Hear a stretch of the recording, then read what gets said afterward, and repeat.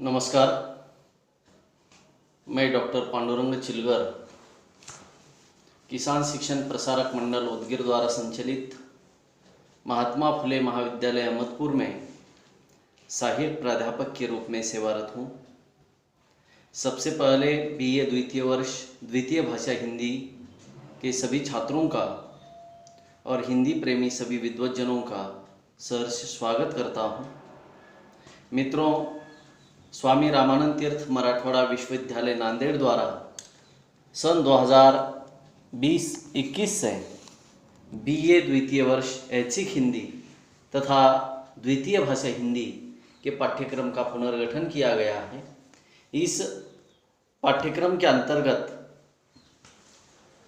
द्वितीय वर्ष में तीसरा जो द्वितीय भाषा का प्रश्न पत्र है कथ्यतर गद्य, इसको लेकर मैंने मेरे विचार यूट्यूब चैनल के माध्यम से निरंतर आपके सन्मुख रखने का प्रयास किया है। पिछली कड़ी में हमने काशी के नाम पत्र, इस पत्र के लेखक डॉक्टर नामवर सिंह का परिचय, उनका व्यक्तित्व कृतित्व आपके सन्मुख रखा। मित्रों, डॉक्टर नामवर सिंह हिंदी के एक प्रथित एस प्राप्त समीक्षक हैं, जिनका जन्म 28 जुलाई 1926 के दिन उत्तर प्रदेश के वाराणसी नज़दीक जियनपुर गांव में हुआ, जिन्होंने एमए हिंदी पीएचडी की उपाधियां प्राप्त की और विभिन्न विश्वविद्यालयों तथा महाविद्यालयों में उन्होंने अध्यापन का कार्य भी किया है। ऐसे महान आलोचक द्वारा कई प्रकार की आलोचनात्मक रचनाएं लिखी गई, जिसका विस्तृत परिचय मैंने कल की कड़ी में आपके सम्मुख रखने का प्रयास किया। उनके द्वारा लिखित काशी के नाम पत्र, ये जो पत्र प्रकार है, इस पत्र के अंतर्गत उन्होंने कई प्रकार की भावनाओं को व्यक्त करने की कोशिश की है। प्रस्तुत पत्र डॉक्टर नामवर सिंह जी ने भाई काशीनाथ सिंह को लिखा। ये पत्र दो साहित्यकारों के बीच के वार्तालाप तथा पारिवारिक जिम्मेदारियों को हमारे सन्मुख रखता है। यानी दो साहित्यकार जब एकत्रित वार्तालाप करते हैं, ये एक साहित्यकार दूसरे साहित्यकार को जब पत्र लिखता है तो उसके अंदर हमें एक प्रकार की सहृदयता दिखाई देती है, क्योंकि साहित्यकार यह सहृदयी होते हैं, भावनिक होते हैं, मर्मस्पर्शी उनका लेखन होता है और साथ ही साथ पारिवारिक जिम्मेदारियों का भी चित्रण प्रस्तुत पत्र के माध्यम से हमारे सन्मुख आता है। भाई काशीनाथ सिंह को आत्मनिर्भर, आत्मविश्वासी तथा आत्मनिर्माण करने को कहना अपने आप में मौलिक है। उनका यह संदेश आज नई पीढ़ी के लोगों को अत्यंत प्रेरित करने वाला ये संदेश है। जब आप इस पत्र को पढ़ते हैं या पत्र के विवेचन को जब मैं आपके सन्मुख रखूंगा, तब एक इस पत्र के माध्यम से हम जैसे युवकों को, हम जैसे भारतीय नागरिकों को एक प्रकार का नया संदेश प्राप्त होता है, जिम्मेदारी उठाने का, आत्मसम्मान का, आत्मविश्वासी होने का और आत्मनिर्भर बनने का। स्वयं सरल आलोचक के द्वारा दिया गया यही एक संदेश इस पत्र लेखन की मूल संवेदना है। मित्रों, हिंदी के बारे में आत्मीयता भी हमें इस पत्र के अंतर्गत दिखाई देती है। साथ ही साथ केरल की प्राकृतिक सौंदर्य का चित्रण भी अत्यंत मौलिक शब्दों में यहाँ पर डॉक्टर नामवर सिंह ने इस पत्र के माध्यम से हमारे सम्मुख रखा है। यह इस पत्र लेखन की जो कला है, उस कला के माध्यम से लिखा गया ये पत्र अत्यंत रोचक, सरल, सुबोध और अत्यंत सुंदर शब्दों में लिखा गया ये पत्र व्यवहार है। अर्थात इसे हम पत्र व्यवहार करने की अपेक्षा पत्र प्रपंच कहेंगे, क्योंकि यह हमें जीवन की एक नई दिशा तो देता है, साथ ही साथ हमें यह प्रेरित करता है किस बात के लिए, तो स्वयं के अंदर झांकने के लिए, कर्मशीलता बढ़ाने के लिए। इसलिए यह जो पत्र है अत्यंत महत्वपूर्ण है। इसका विषय, जैसे कल की कड़ी में मैंने आपको बताया था कि पत्र लेखन एक कला है और एक सिद्धांत भी है। आप इस युग में कोई किसी को पत्र नहीं लिखता। ये तकनीकी युग है, मोबाइल का युग है, लेकिन मैंने उल्लेख भी किया था कि यानी उस एक जमाने में, आज से एक जमाने में, इसका मतलब आज से 25-30 साल पूर्व या 20 साल पहले, मानो कि भ्रमण ध्वनि का, मोबाइल का आविष्कार होने से पहले व्यक्ति अपने परिजनों को, अपने रिश्तेदारों को, अपने परिवारजनों को पत्र लिखता था। और जब वह पत्र मिलता था किसी मित्र का, परिवार के किसी सदस्य का जो दूर दराज में है, तो व्यक्ति वह पत्र बार बार पढ़ता था। एक प्रकार की आत्मीयता थी। पत्र भी जनसंचार का माध्यम है मित्रों, और भ्रमण ध्वनि भी जनसंचार का माध्यम है।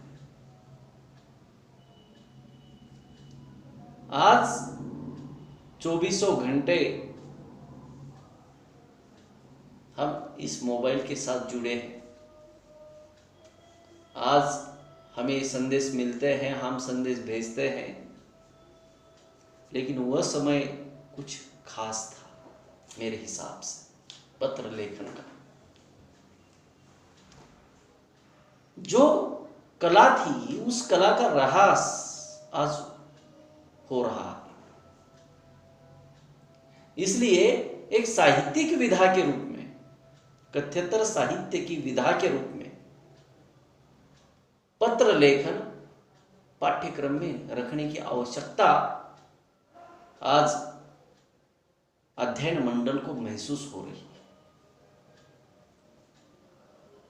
क्योंकि लोग न जाने भूल जाएंगे कब, पता नहीं चलेगा कि कभी कोई चिट्ठियां लिखता था, कोई पत्र लिखता था।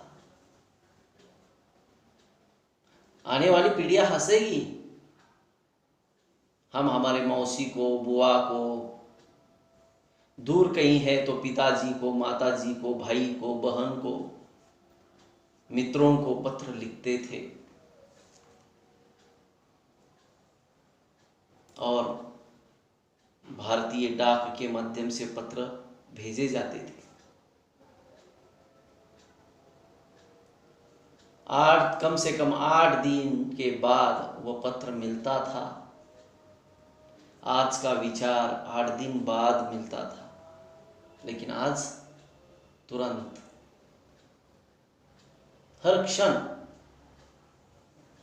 तो ये जो स्थितियां हैं, उन स्थितियों को उजागर करने की कोशिश भी नामवर सिंह जी ने यहां पर की है। ये जो पत्र हैं, ये पत्र हमें बहुत कुछ कहकर जाता है। पत्र के शब्दों में भाव है, विचार है।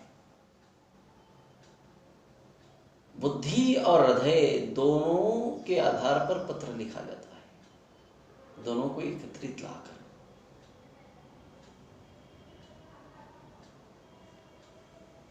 जो भाव उत्पन्न होता है, उस भाव के प्रति सोचने की एक विवेकशीलता, यानी यहां पर हमें दिखाई देती है मित्रों। लेखक कोचीन केरल से अपने सखा, अपने मित्र, भाई काशीनाथ सिंह को पत्र लिखते हैं। कब लिखा है देखिए, 25 जून 1955 के दिन नामवर सिंह भाई काशीनाथ सिंह को पत्र लिखते हैं। 25 जून 1955 के दिन क्या लिखते हैं? प्रिय काशी, प्रिय काशी। आज भी जनसंचार माध्यम का यह सबसे आविष्कृत माध्यम है मोबाइल। तो हम फोन करते ही सामने वाले ने फोन रिसीव किया, उठाया, हमारा कॉल लिया, तो हम बोलते हैं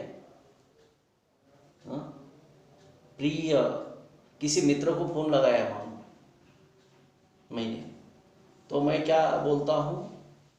हेलो राम, कैसे हो?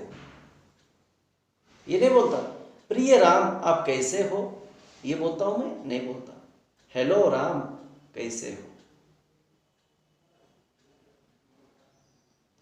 प्रिय शब्द का ह्रास हो गया। ये जो कलात्मकता है अपनत्व को जोड़ने की, वो पत्र में है मित्रों, चिट्ठियों में थी। आज मनुष्य ने कितनी भी तरक्की क्यों न की हो, लेकिन उसके अंदर अपनत्व का भाव नहीं है, सहृदयता का भाव नहीं है, एक दूसरे को जानने पहचानने की दृष्टि नहीं बची, जिस कारण मानवता खतरे में है आज मित्रों। पहला ही शब्द देखिए इस पत्र का, डॉक्टर नामवर सिंह अपने भाई काशीनाथ सिंह को लिखते हैं। प्रिय काशी, तुम्हारा पत्र मुझे बेंगलोर में ही 22 जून को मिल गया था।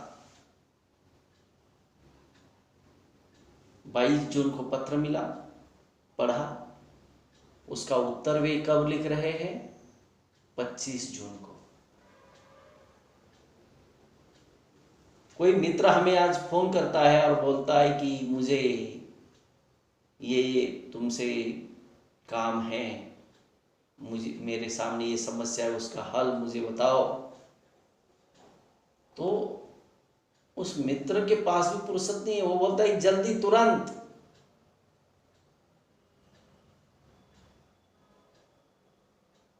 जैसे कि हमने समय को खरीद लिया हो। ये अवस्था आज मनुष्य की बनती जा रही है। लेखक को पत्र मिला है 22 जून को, और लेखक उस पत्र का उत्तर लिखते हैं 25 जून यानी 1955 के दिन। क्यों समय लगा?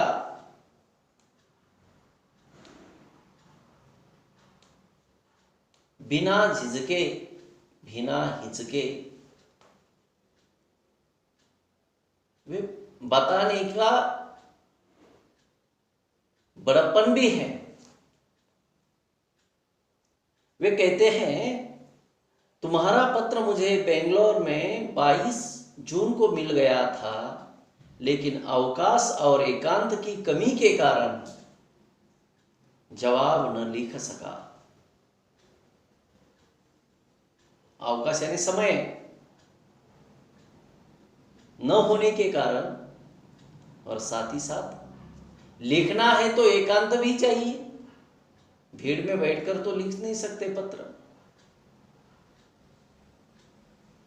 न होने के कारण मैं जवाब न लिख सका। मानने की अपनी बात, देरी की। देर क्यों हो गई?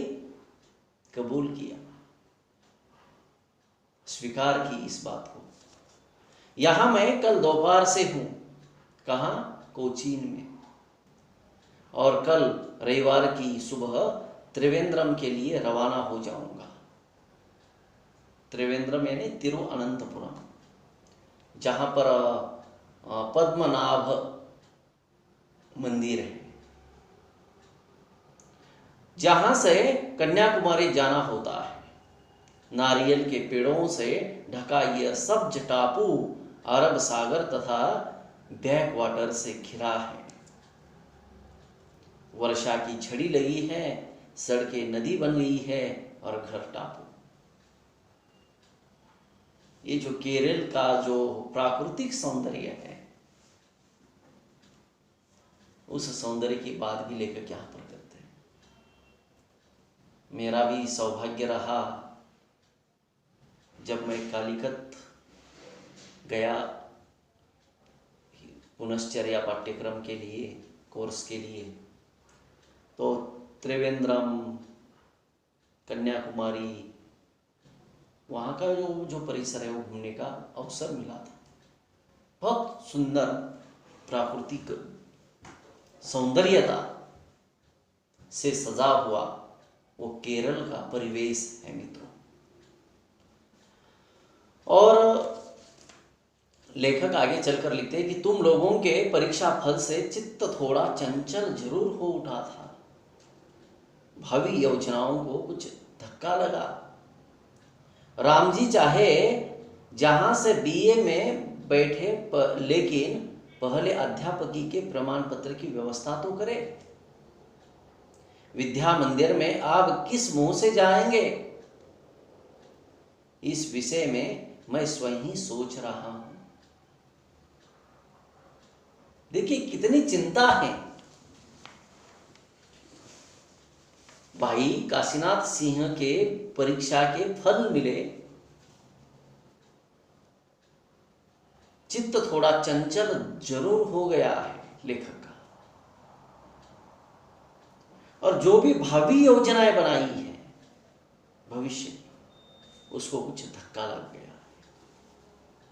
राम जी चाहे, भगवान चाहे जहां से बीए में बैठे लेकिन पहले अध्यापकी के प्रमाण पत्र की व्यवस्था तो करे, ताकि गुजारा हो जाए तुम्हारा अपने आप का। यह है आत्मनिर्भरता।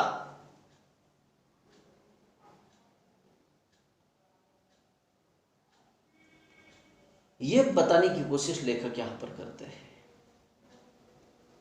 और तुम प्रथम श्रेणी न मिलना कोई दुखद घटना नहीं है। सवाल अब यह है कि बीए में तुम्हें प्रथम श्रेणी किस तरह ले आनी है तथा यह में किस विषय से करना है। अपने बारे में सोचना तुम्हें ही है, मैं केवल सलाह दे सकता हूं बड़ा होने के कारण, उस नाते। लेकिन भविष्य के बारे में तुम्हें खुद सोचना आवश्यक है। ये बात डॉक्टर नामोर सिंह अपने बंधु तुल्य भाई काशीनाथ सिंह को पत्र द्वारा लिखते हैं। जब उनका पत्र मिला 22 जून को, तो उस पत्र का उत्तर लिखते समय ये बात उन्होंने लिखी कि तुम स्वयं तय करो। तो मित्रों, इस पत्र लेखन की अगली कड़ी को हम अगली कड़ी में आपके सामने विवेचित करने का प्रयास करेंगे।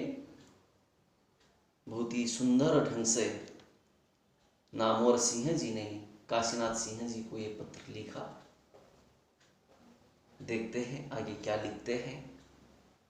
तब तक के लिए नमस्कार।